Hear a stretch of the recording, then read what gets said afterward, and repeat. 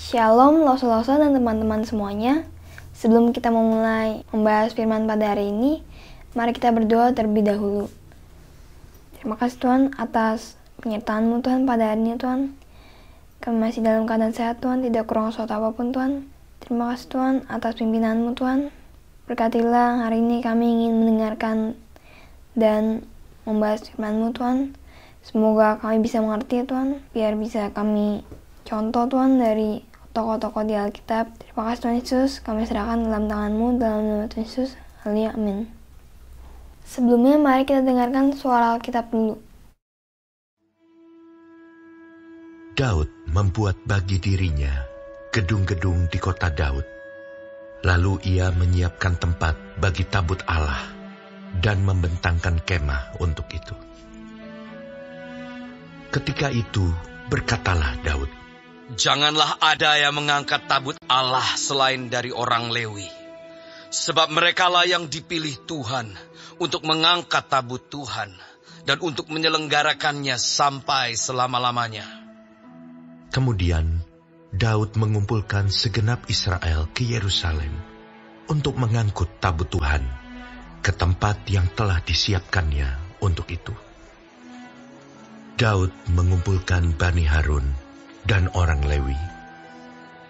Dari Bani Kehat, Uriel, seorang pemimpin, dan saudara-saudara sepuaknya, 120 orang. Dari Bani Merari, Asaya, seorang pemimpin, dan saudara-saudara sepuaknya, 220 orang. Dari Bani Gerson, Yoel, seorang pemimpin, dan saudara-saudara sepuaknya, 130 orang. Dari Bani Elsafan, Semaya, seorang pemimpin, dan saudara-saudara sepuaknya, 200 orang.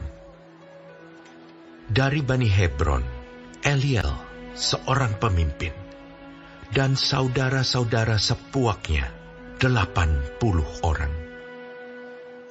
Dari Bani Uziel, Aminadab, seorang pemimpin, dan saudara-saudara sepuaknya, 112 orang.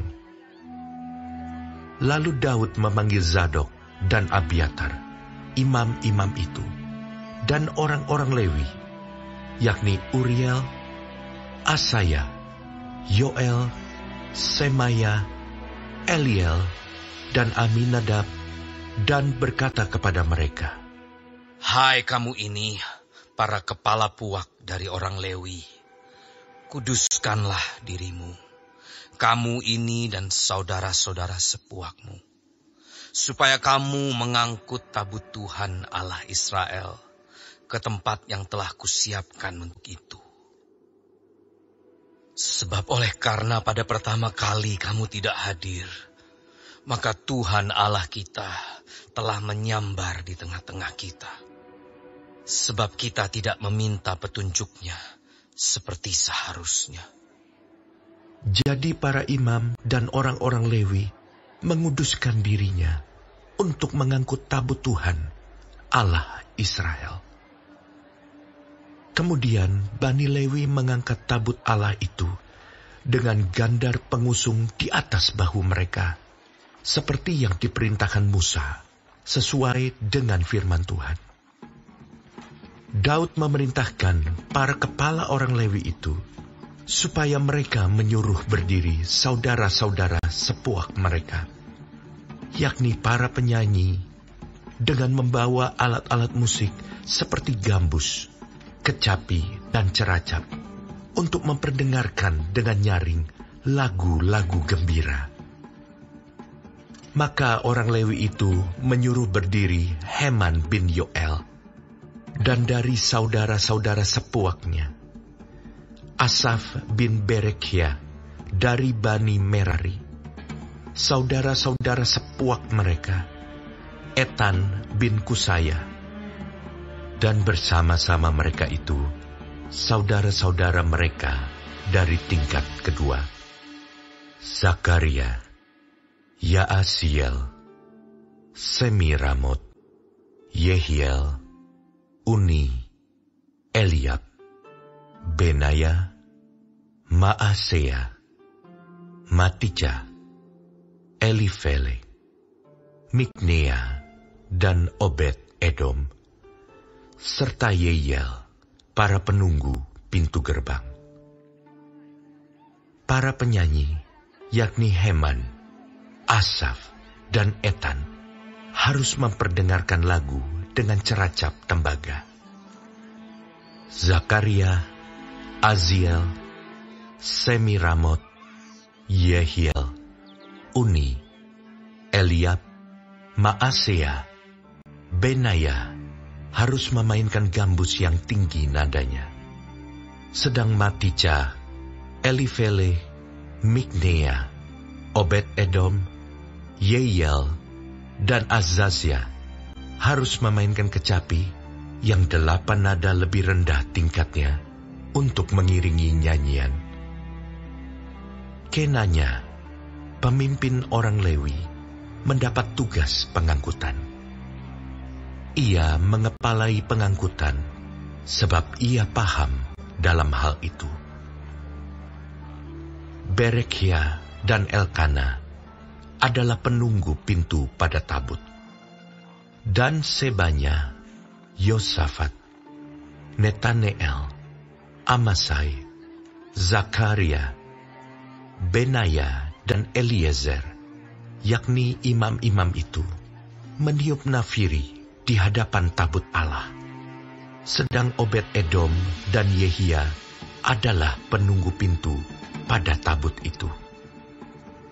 Maka Daud dan para tua-tua Israel dan para pemimpin pasukan 1000 pergi untuk mengangkut tabut perjanjian Tuhan itu dari rumah Obed Edom dengan sukacita.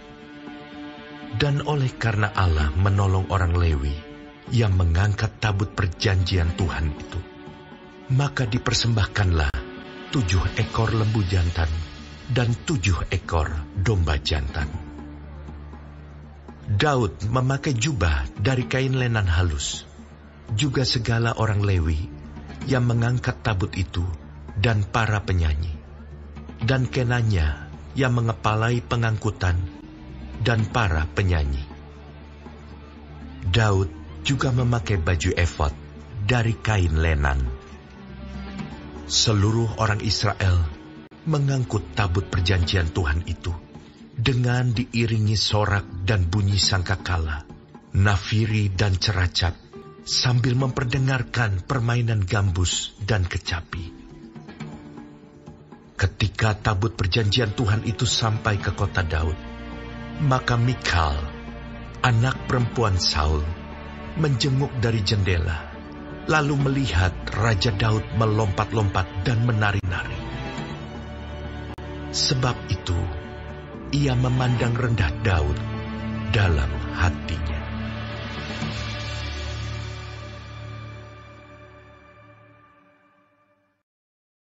Jadi sebelumnya, Daud gagal memindahkan tabut Allah ke Yerusalem karena ia memakai caranya sendiri, tidak bertanya dahulu kepada Tuhan, dan tidak mengikuti aturan Tuhan.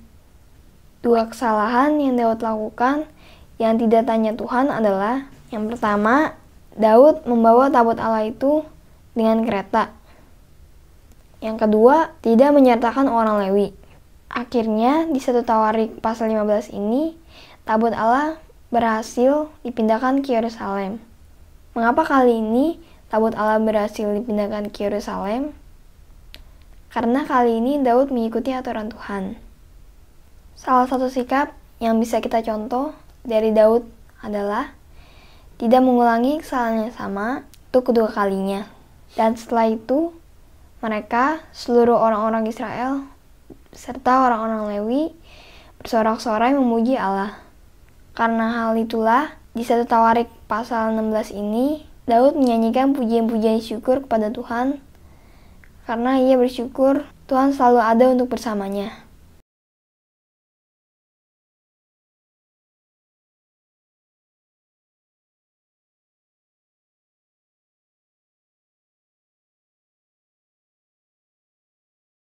Tuhan berperang bersama Daud ketika Daud melawan orang Filistin, melawan Goliat, sama melawan orang-orang yang berusaha menjahati Daud.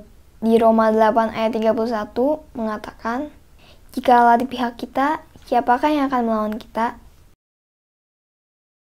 Ayat ini menjelaskan, jika Tuhan berada di pihak kita, maka Tuhan akan selalu ikut serta dalam hal apapun yang kita lakukan, dan tidak ada seorang pun yang dapat mencelakai kita atau berbuat jahat kepada kita. Apakah aku berada di pihak Allah? Apakah aku berada di dalam kebenaran? Dengan demikian, Tuhan akan berada di pihakku. Tuhan berada di pihak semua orang, tetapi semua orang yang benar. Tugas kita yang paling penting adalah mengevaluasi diri, mengkoreksi diri. Apakah aku berada dalam kebenaran? Apakah aku melakukan yang berkenan di hadapan Tuhan? Sekian, terima kasih. Tuhan Yesus memberkati.